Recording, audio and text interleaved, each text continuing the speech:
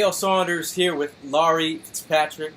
For now on, we will call her Fitz, a new contributor here at 4th and John. How are you doing today, Fitz? Great. How about yourself, Bill? Pretty good. I mean, we're talking about the Path to the 53 series we've been doing for the last couple weeks. But we're going to break down the linebacker position. Thinking about last season, we lost a phenomenal playmaker. Jordan Hicks, the quarterback of the defense, went down with the Achilles heel injury, something he's been dealing with over his career, even back to college. But thinking about last season, Nigel Bratton stepped up big. You had Michael Kendricks, who filled in nicely. You had a number of guys, whether it be Malcolm Jenkins moving down from the safety spot to play linebacker. A lot of guys just stepped up in Jordan Hicks' absence. I mean, overall, how did you feel about the linebacker play from last season? I think they somehow were able. Obviously, they were able to get it done because they won the Super Bowl. But I think it was going to be tough because, like you said, he is the quarterback of the defense, and Jordan Hicks getting hurt. But I think him having two significant injuries, or I would say, like, he was getting hurt a lot, so I think they anticipated, just in case they were running a lot of second-team reps. So I think that's why they were able to fill in that missing piece. And Kendricks was actually really good, and I believe 2015 was like one of his best years. Yeah, and I think, while we're talking about Kendricks, I mean, that's one of the big changes that recently happened. I think, taking Kendricks off the books, the Eagles saved $6 million, and I think when you have a team that's trying to ball on a budget, a team that has been trying to trade Michael Kendricks for forever. So I feel like they couldn't even get a 7th round pick for Michael Kendricks. I think the rest of the NFL was all waiting for this.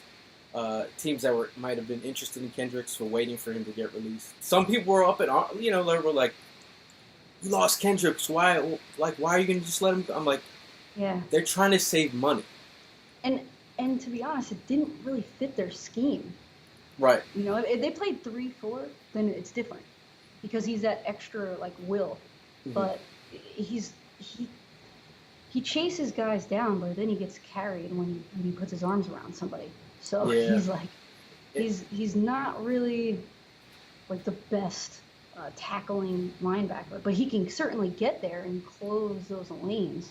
So I think that a lot of teams were looking at him because they were able to utilize him in their type of defense, but he just wasn't a good fit for the Eagles. But he wasn't terrible enough to let him go. So it was like every year it was like the biggest rumor ever, and yet. I mean, the thing about Kendricks in space, like if you ever watch Kendricks try to cover Theo Riddick, or let's say McCaffrey, like you can go and watch those plays, and he will stand out.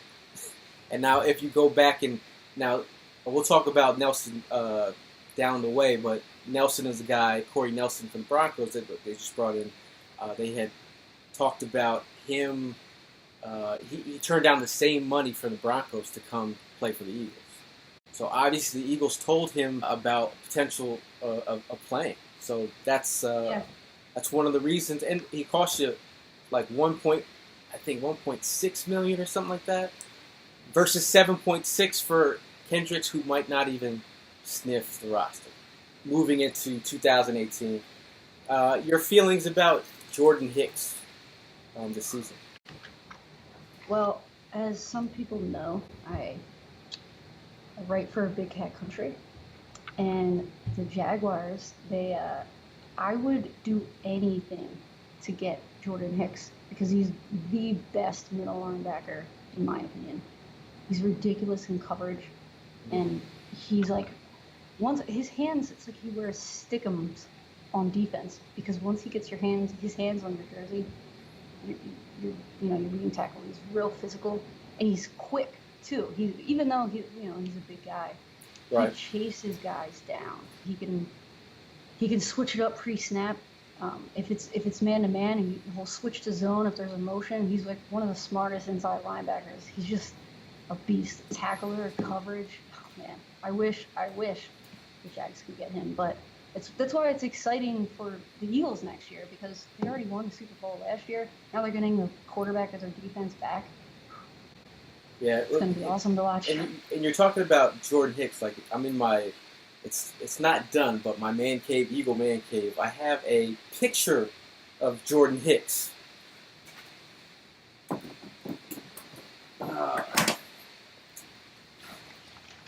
This picture kind of reminds me of a big play that he intercepted the ball against the Cowboys, and he read that play and took it to the house.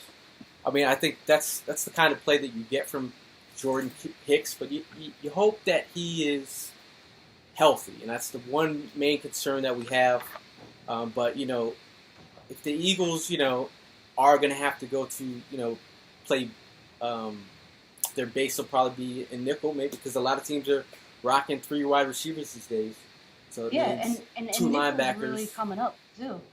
Yeah, and that slot, that nickel DB is like huge now.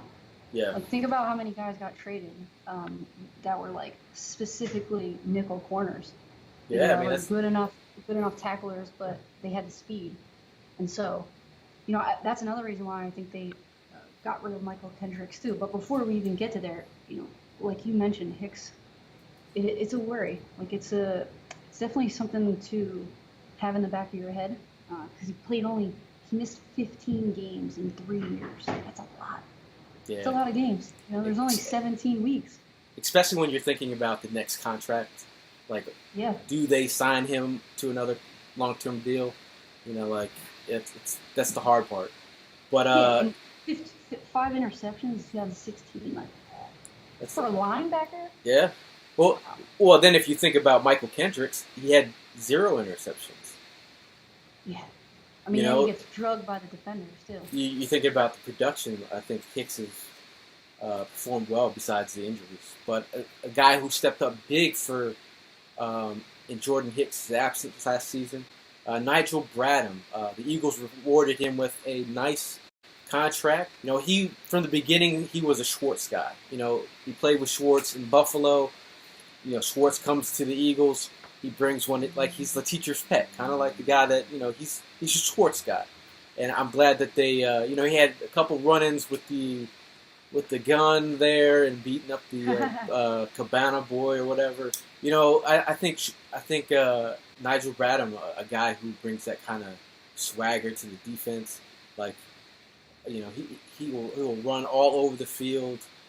He's the muscle of that crew, and he was solid in coverage as well. But I think how are you feeling about Nigel Bratton heading into this season? To be honest, last season he stepped it up. He did really well in coverage. He was able to really fill that position in Hicks' absence. He played his pass defense in coverage. He's so good. He's able to blow up plays, running plays also. He picks the right hole. He can recognize the play because everybody knows that Hicks is one of the best recognizing the play. But Bradham actually did really well in that role too. So he's able to recognize it right away. So even if he's in zone and you realize that it's either a screen, he's pointing to his will. So get over there and make sure you tackle that guy in midfield. He was making adjustments last year. So I think with Hicks there, it actually gives him, with Hicks back, I think that it gives him a little bit. Last year was able to give him more confidence. Right. Now he has that main guy back, and it's going to be less pressure. Yeah. And I think it's going to be awesome. And Nigel Bratton actually mentioned that Hicks was a big part of his progression. And Hicks, when Hicks got hurt, he was helping him out. But I think, you just feel confident, when they were on the bubble, signing Bratton, I felt like if they lose Nigel, that's going to be That's going to be really tough. As some people might have been surprised about Kendricks, I felt like Kendricks was the guy that they should let go. You know? Yeah, I agree. I got into a couple Twitter arguments about that. And usually I try to stay away from that, but I was so adamant about, Yeah. like, that was the right decision at the right time, too. Because it gave him time to kind of find another team long enough in OTAs where he can get used to or memorizing the playbook. But I think it was good because they signed a couple, safeties or transition to linebackers, and they're able to replace Michael Kendricks. So I think it was a good decision, and the money, obviously. Yeah, it's a lot. A lot of it has to do with money, and also the amount of money that you're paying for a guy who's backing up other players. Who's getting paid way too much. We're talking. The next guy that we're going to talk about is Cory Nelson from the Broncos. And I think he's a big reason why Michael Kendricks was sent packing. Now, your feelings on Cory Nelson? I think it was a good pickup. He played a little bit of special teams too, but I think he will be able to contribute in that way also. Just in case he's not on the field as much. And it gives him the chance to learn the playbook a little bit more and get used to Jordan Hicks being out there and being the quarterback of the D. So I think it was a good pickup. It's a wait and see type of sign. Well, because the thing, in 2016 they had Cory Nelson. He was ranked right behind Jordan Hicks as one of the best pass coverage linebackers. If you go back and see Cory Nelson versus Dion Lewis in space, he got some reps, but he wasn't a starter. But if you see him against Dion Lewis, you'll see exactly why the Eagles, had that interest. Because you're thinking about, while Michael Kendricks is, great attacking the line of scrimmage, blitzing the quarterback and stuff, that's great. But I think having a backup linebacker who can help you out in space and coverage, I think that is more important to Schwartz's defense versus a Michael Kendricks. You know what I'm saying? Oh yeah, and I agree. And he started 5 games last year, and he's gonna fit in that role well. Talked to a couple Broncos. One of my boys is a huge Bronco fanatic, and he gave the cosign. And I was like, you gave it, you got. That's the cosign is official. Okay, I believe you then. He's like, yeah. He's like, I really like him. Athletic, good on special teams. He's real athletic. Yeah, that's what's exciting. Now moving down the line, you already mentioned Gary. I remember watching him in the Senior Bowl. He was playing safety, and they had mentioned that they possibly could move him to linebacker in a hybrid type role, and that's exactly what happened. 2 years later, we're here. He's now a linebacker. He's a hard hitter. Yeah. I know you watch some of his hits. It's crazy. He doesn't care about CTEs whatsoever. He just throws his neck in there and does not care. But that's what you need if you want to convert into a linebacker. He just has to get his weight up a little bit. I think he's 215. Yeah. I mean, another play that really stood out to a lot of Eagles fans is his play where he it was him versus La'el Collins from the Cowboys. And if you look at La'el Collins, huge offensive tackle, going up against Gary, just pushes him out of the way like he's nothing. Right now, they have Gary out there starting with the ones. He has good anticipation. Yeah, I mean, his thing was, him being a little bit slower.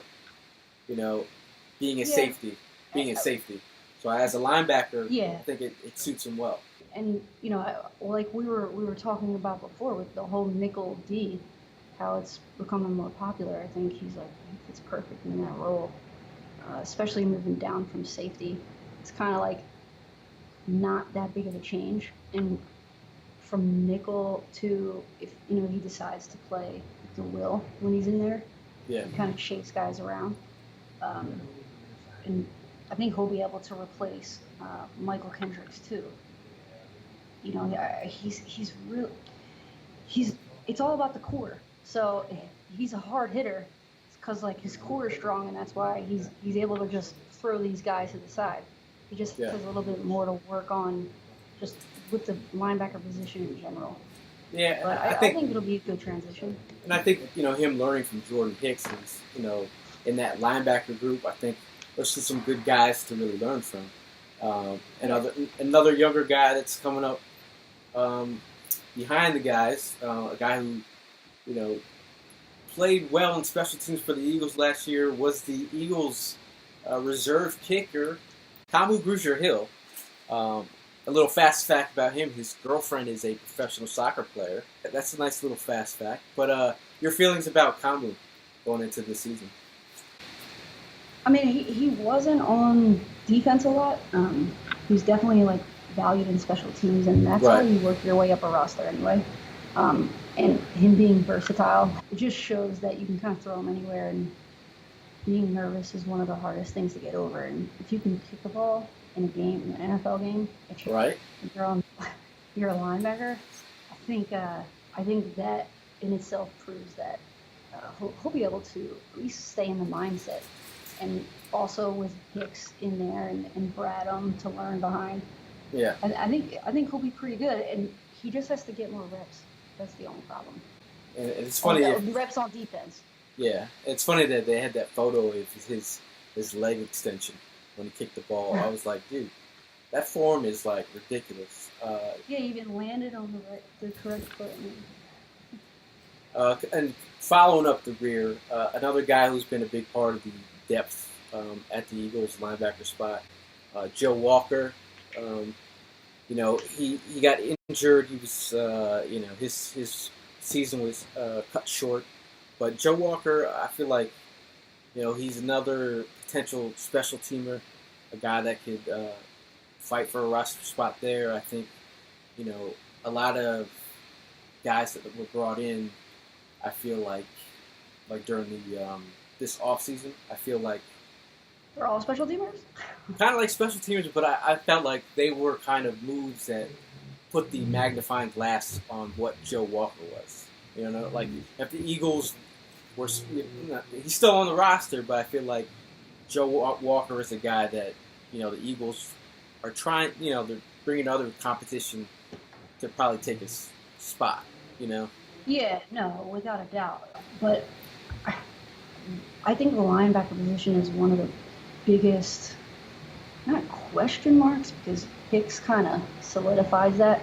And they have also the line, and they have pretty good corners for the first time ever. So, first time in a long time. So I think that they're able to take the risk and bring a lot of these special teamers in and just try them out to see, how they actually do fit in and if they're able to pick up the defensive playbook and the schemes and listen to Hicks and learn from Bratton. Yeah. So it's going to be interesting, but it's definitely they're definitely under the microscope. For sure. Yeah, and another guy that the Eagles brought in, the Eagles are always bringing in guys with some veteran experience. The Patriots. Yeah.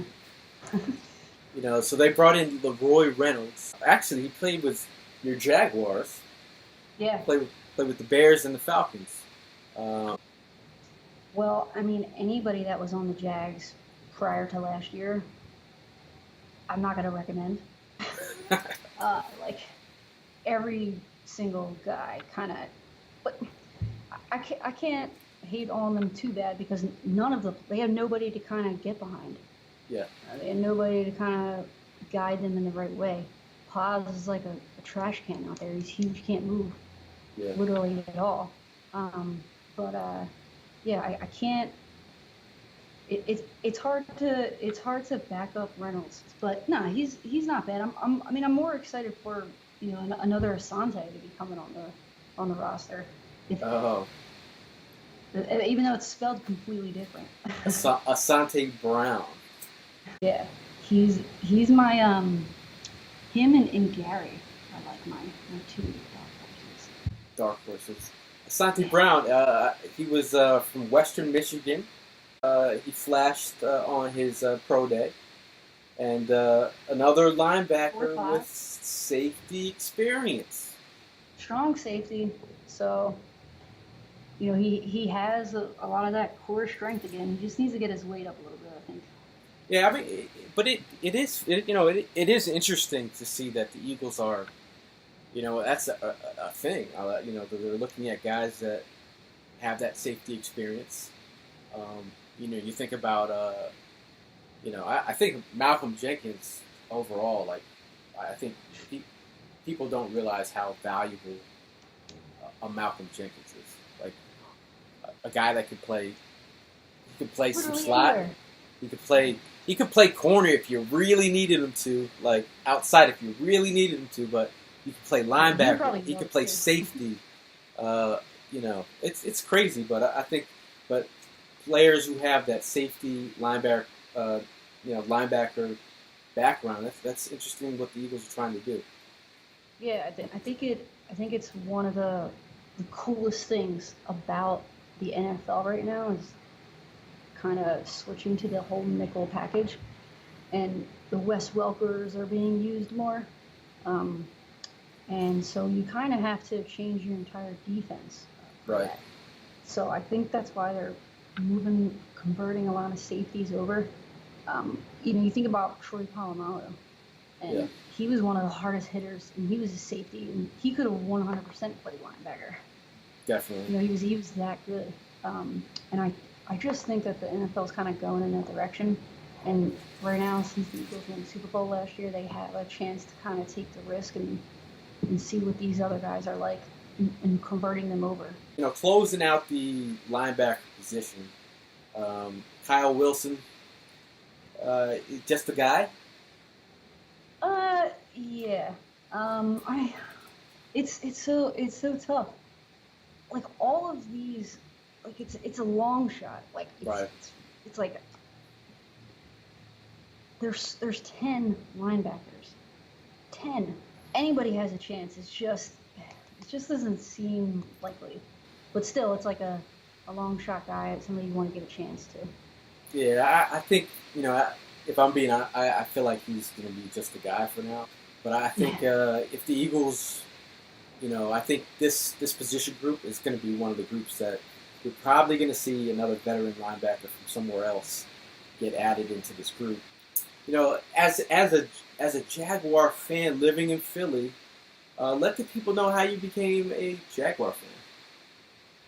Well, I think the people of Philadelphia would appreciate it a little bit, to be honest, because I grew up, watching the Eagles, until, they were pretty much my whole family's, they are my whole family's team, and, I grew up watching my mom scream at the TV. She's recording games on VHS and putting in the tape, and she's recording over my birthdays for Eagles games, but I didn't mind, because then she sat there and she would rewind and fast forward and show me specific spots where, players either messed up or where they did well. She was breaking down film in, the early 90s and late 80s before any of those females were doing it now. So, organically. Yeah.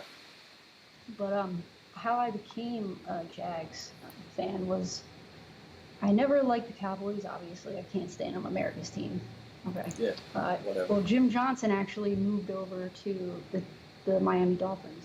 And the last year that he was a coach was with Dan Marino in 1999. I was moving around a lot. I was kind of becoming my own person in a way. And I wanted to pick a team. I played a lot of Madden. I like the color teal. I was kind of, debating what I was going to do exactly. And the Jaguars and the Dolphins headed up against each other, first round of playoffs in 1999. Jaguars knocked them out 62-7, put Jim Johnson into retirement. Jimmy Johnson, along with Dan Marino, and my next door neighbor was a huge Dan Marino fan, and I hated this kid, so it made me happy. So Jimmy Johnson was the one that did it for me. So there's a little bit of Eagles background there. Just, there you go. A little bit. The whole reason why I became a Jags fan. Big hard-nosed running back, Fred Taylor, and so and you got to meet Fred Taylor, so that was must have been pretty cool. He's one of the most underrated running backs. Yeah, I'm a big fan of Fred Taylor. Like I used to love him back in the day. So I mean, you do the breakdowns at Big Cat Country for SB Nation. That's looking more forward to 4th and John because the Eagles are so fun to break down. So I'm excited for that. No bias here. I'm just breaking down the game of football, and I got the love for it. So. Well, that's great. And tell the viewers where they can find you on Twitter. My handle is Laurie Fitzpatrick. My last name, though, is spelled low. Some letters are taken out because it's so long. Fitzptruck. So Okay. Laurie Fitzpatrick. I post a lot of videos really breaking them down anyway. And I would rather other fans kind of become more interested in what I'm doing. But that's why I'm expanding to other teams also. Because it's really just football that I like breaking down, not the Jaguars necessarily. So it's any of you Eagles fans that want to either come over to comment on some Jags videos, but now you'll be able to do it for 4th and John. So I'm excited. Well, that's what's up. It's great having you, Laurie, or AKA Fitz. One other thing you forgot to mention: you used to play football. Well, yeah, that's how I know so much about football. Yeah. I played for 5 years. Played for Jersey Justice was our team. Right. Played for them for 2 years. Played for Philadelphia Liberty Bells. Played for them for 2 years. And then I played for LFL, Philadelphia Passion. So I was in the arena a little bit. It's pretty cool. Oh, see, Eagle fans, we got a seasoned vet over here. If you want to pick her brain, and it's Philly teams too. Yeah, Philly teams. Yeah. So pick her brain, man. Pick her brain. Yeah, please do. I played running back, which is the quarterback's right hand man. So I kind of had to know all the offensive line blocking and had to read linebackers, and that's why I don't mind jumping on and talking about the linebackers, even though it's one of the hardest positions, because they are quarterbacks of the D. So it's pretty awesome and interesting. And I also played corner, so I'm able to really I got my foot in every position in a way. Right. So it's basically you're a football nut. So yeah. You are my kind of people. You know what I'm saying? It's actually concerning, to be honest. It's all good. It's all good. People say it's too much, so you gotta tone it down a little bit for the people. Hey, at 4th and John, we are diehard football fans. I like players across the league. One of my favorite players is Gayle Saunders, who is a Chicago Bear. That's who I'm named after. So Oh, you are named after him. I'm named after Gayle Saunders. So that's awesome. There you go. But that's all for me and Fitz, and we will see you guys soon. All right, guys. See ya.